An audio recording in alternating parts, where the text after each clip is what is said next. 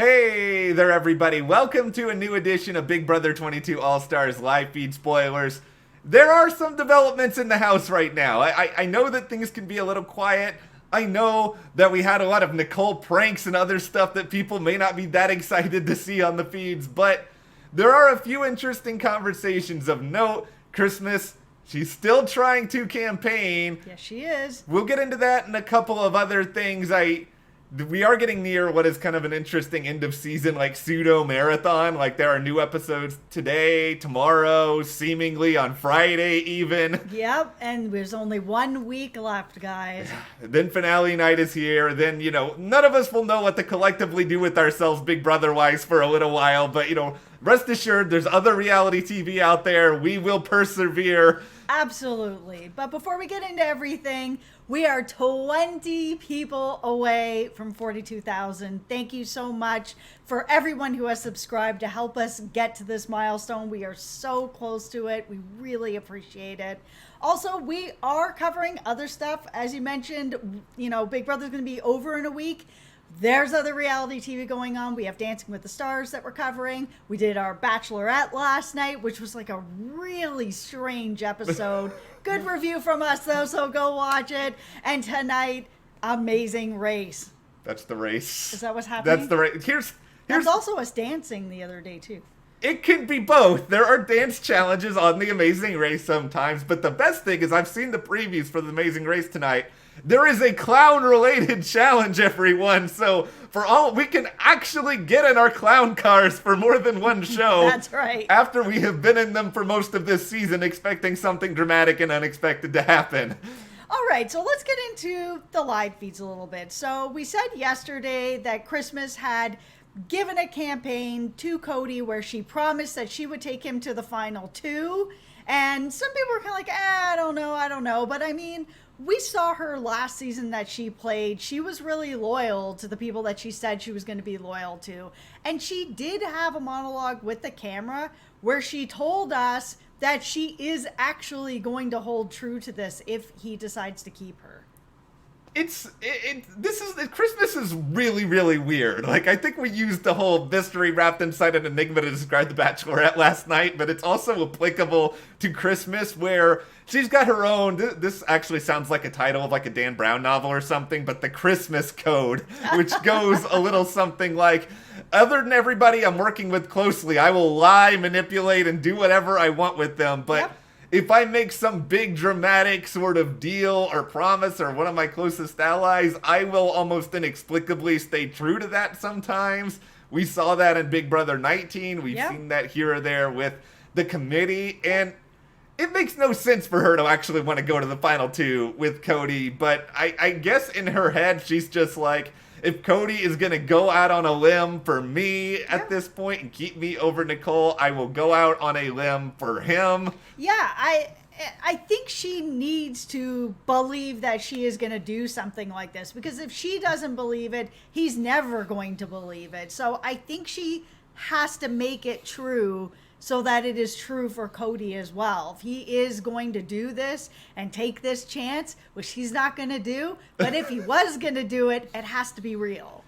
Here is the other thing, and we talked about this recently with Nicole as well. There is no guarantee that Christmas is a super reliable narrator to her own story. Like, there's no guarantee Enzo is going to cut Cody if he wins the final HOH, which he seemed to be bouncing around the idea yesterday. It's just, this is where these people's heads are at right now. It's like, they reserve the right to change their mind or to wimp out on certain situations or Christmas. If she's staring at the possibility of getting $500,000, which of course I don't think we believe is ever really going to happen, but if she thinks she has a better shot by cutting Cody, I do still think she will go back on her own Christmas code in order to do so. I actually don't. I don't know what it is. It might just be because of watching her play last time and how loyal she was to people, even though these people were going to beat her.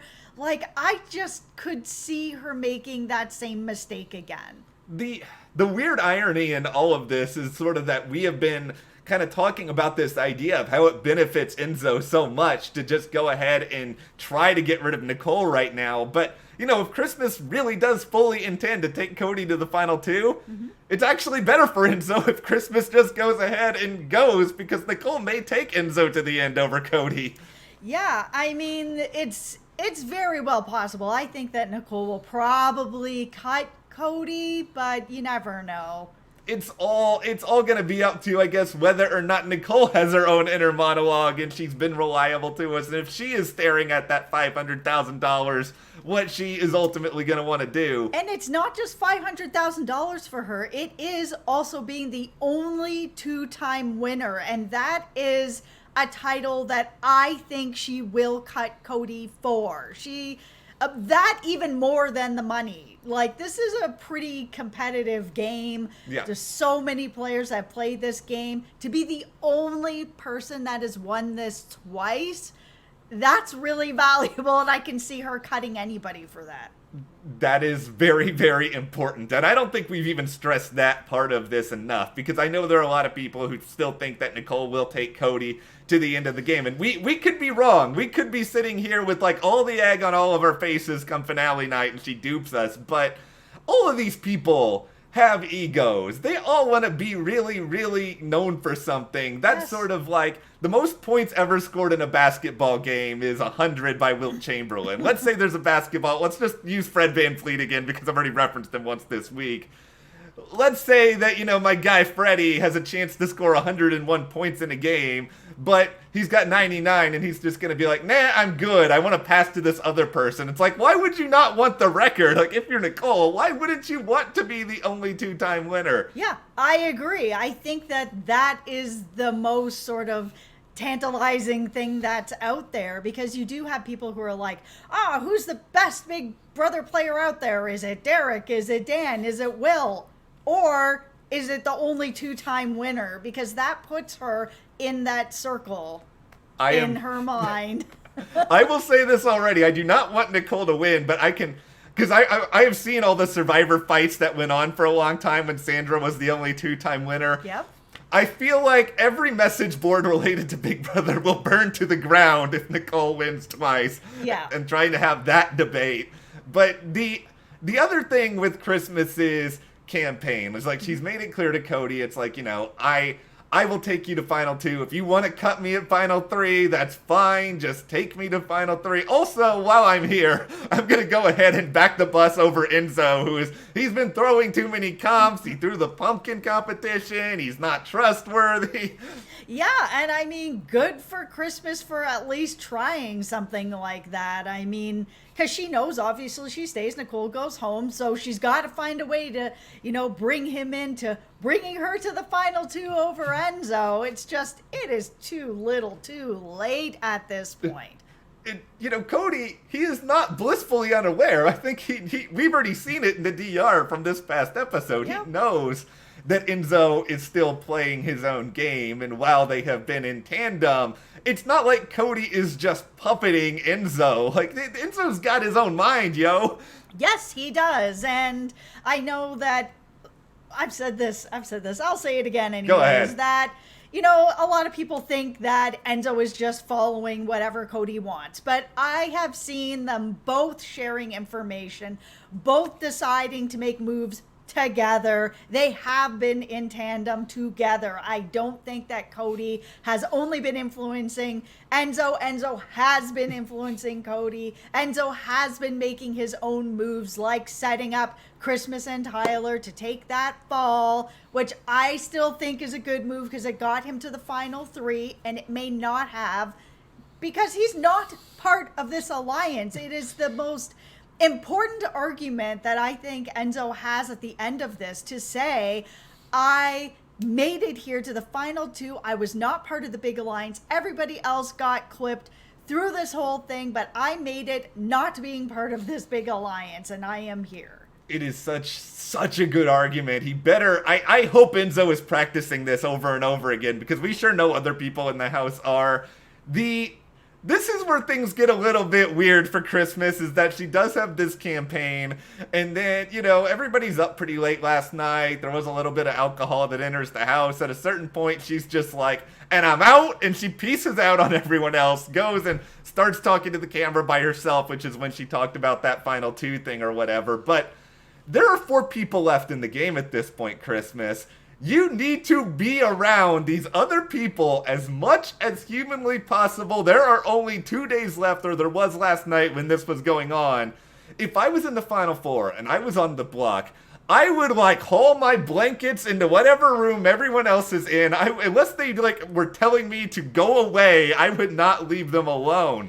I agree. You have to be around everyone, especially since you're trying to work Cody. And she has had multiple conversations with him now. She just ran over the bus here, over Enzo. So you need to be in every room that Cody is in. And yeah, it might annoy him a little bit, but at least it stops this from happening, which is that Cody ends up telling Enzo that she is backing the bus up over him. Yeah, it's like Christmas leaves the room, and then Cody, Enzo, and Nicole, they just proceed to talk about Christmas, who is not there anymore. I don't think Enzo was particularly shocked by any of this, but it has sort of been Enzo has been kind of a sounding board for Christmas, and sort of telling her, talk to Cody, maybe you can figure something out. It's like, if I'm Enzo, I don't know how much more of counseling sessions with Christmas I'm gonna do at this point. I may just leave her to her own devices. Yeah, no, I'd be out on Christmas. That's the end of that. That's just sort of it. And I think Enzo, at this point, he knows what Cody is gonna do anyway. He put some feelers out. It felt like he was really, really about to say to Christmas when she was leaving the room, you only got a couple of days left, and they stopped themselves, so it's okay, I'm not going fully there, I'm not going to completely screw this up now. That's the other thing. I mean, Christmas may have just left because I'm sure she can tell that she's just not really getting anywhere with Cody, and was just kind of like, you know what, I've had enough of this, I'm going to bed, I've only got 2 days left, I'm going to the other room. It just doesn't matter. I wonder when Christmas goes to jury, what she's going to be thinking about, because she needs to look back at her HOH reign, which was so terrible. Remember before that, we were both praising Christmas's game. We thought she was doing a really great job. And she was doing a good job. And then I don't know what happened. She got rampant HOH-itis. Yes, she did. She won an HOH she really didn't need to. I know, granted, she didn't really do anything at all. But she didn't really have a choice. And then she went after someone in Bailey who really wanted to work with her. Yeah, that was so bad. It was, all that was just a bona fide disaster, and she completely screwed up her entire game in just the span of a few short days. Yep. Beyond all that, it is still relatively quiet. There was kind of a scary moment or two last night where Nicole was having some chest pains, and it seems like she was having a lot of anxiety, which, it's understandable. You're in a house like this for almost 80 days at this point. Yeah, I mean, I'm someone who struggles with anxiety, so I know what she's going through, and being in the Big Brother house, this is one of the many reasons I would never do Big Brother. Stuff like that would be happening to me as well. This is a very hard game, And I think for Nicole, she's someone who cares a lot, and we've talked about this, for better or worse. She cares a lot about what people on the outside think about her. Yeah. She knows about the wall yeller. She knows probably about certain other things based on Zingbot or whatever else. So I'm not surprised, but she did go to the DR. I know they were doing a lot of just virus testing that they do every week. It seems like she is A-okay now moving forward. I think her, probably like everyone at this point, is probably just I gotta compete. There is a very crazy couple of days coming up. More than likely, part 1 of the final HOH will be tomorrow. Part 2, probably over the weekend. And then you just relax. The game is over. You made it to the finish line. Maybe she's a 2-time winner. Maybe not. I'm still on the Enzo train right now. I am on the Enzo train.